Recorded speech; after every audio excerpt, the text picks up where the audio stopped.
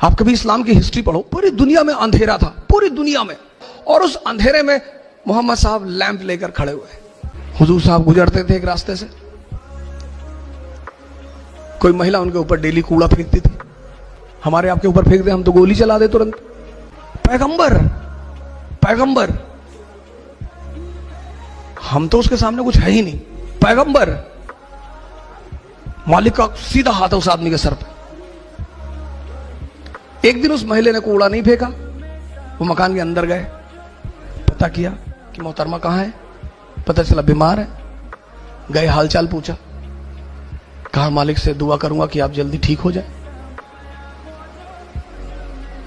ये है ये।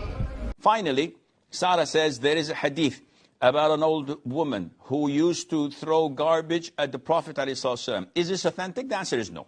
This is not authentic. And yes, I know that a lot of the people circulate it, but it has no authenticity to it. And Allah Azza wa Jal knows best. नमस्कार दोस्तों, स्वागत है आज के हमारे वीडियो पे। तो आज के वीडियो में हम यूपीएससी जिहाद के बारे में बात करेंगे और इसमें देखेंगे कैसे हिंदू लड़कों का ब्रेन वॉश किया जाता है। ऐसे ही फेमस हुए कुछ प्रोफेसर्स के बारे में आज हम बात करेंगे। चलो भाई देखो अब मैं क्या करता हूँ।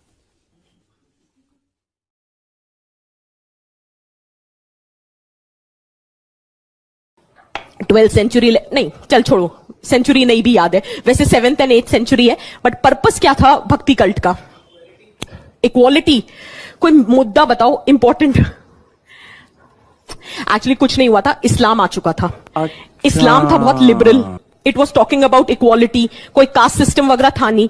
अगर इस्लाम कभी पढ़ा होगा तो एक अभी रिसेंटली आपके न्यूज में था ना, चेरामन जुमा मस्जिद, इस्लाम इस्टेब्लिश नहीं हो गया था लेकिन इस्लाम का आना शुरू हो चुका था। At that time Islam was talking about liberalism, it was talking about equality, it was free from all kind of rigidity और कास्ट सिस्टम। इस्लाम का एक खासियत थी which said surrendering completely to the God, and they were talking about concept of one God. अगर एक ही God है, उसी ने सबको बनाया है, that means everyone is equal in the eyes of God. So it was talking about universal brotherhood and equality. That is why Islam was becoming very attractive, especially for those people who belong to the lower and the untouchable section of the society. So that time there was a fear that the moment people are converting to Islam because of raising their status, it is a threat to the existence of Hindu culture. अब समझ नहीं आया यार करें क्या, तो उन्होंने कहा चलो एक काम करते हैं, एक रिफॉर्म मूवमेंट इंट्रोड्यूस करते हैं हिंदू में। और वो हिंदुइज्म में जो रिफॉर्म मूवमेंट इमर्ज हुआ वो था bhakti cult, because they wanted to establish this harmony between Hindu and Muslims, मतलब Hinduism and Islam. They were trying to project that Hinduism इतना भी डिफरेंट नहीं है यार इस्लाम से, थोड़ा 19-20 का ही अंतर है।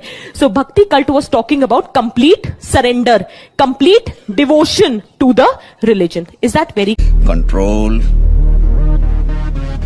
कंट्रोल उदय कि अगर तू असली में हिंदुस्तानी है, तू इंडियन है, तो बोल भारत माता की जय। अरे नहीं बोलना मुझे भाई, मेरी मर्जी। मगर मुझसे थोड़ी सह लेंगे थोड़ा सा। You will also practice it in the form of rituals. जागरण करो माता का पूरी रात, जगा दो पूरी दुनिया को। It is your right of practice. And propagate, फैलाओ। Do not only think, speak out and follow the rituals. Involve others also. Call them on the bank of river Yamuna and tell them that this is a faith. और ऐसी art of living दिखाओ that the whole Yamuna bank is destroyed for 10-20 years. Profess. Yamuna भी याद रखे कि what our faith is. Propagate. A few moments later. Instigation.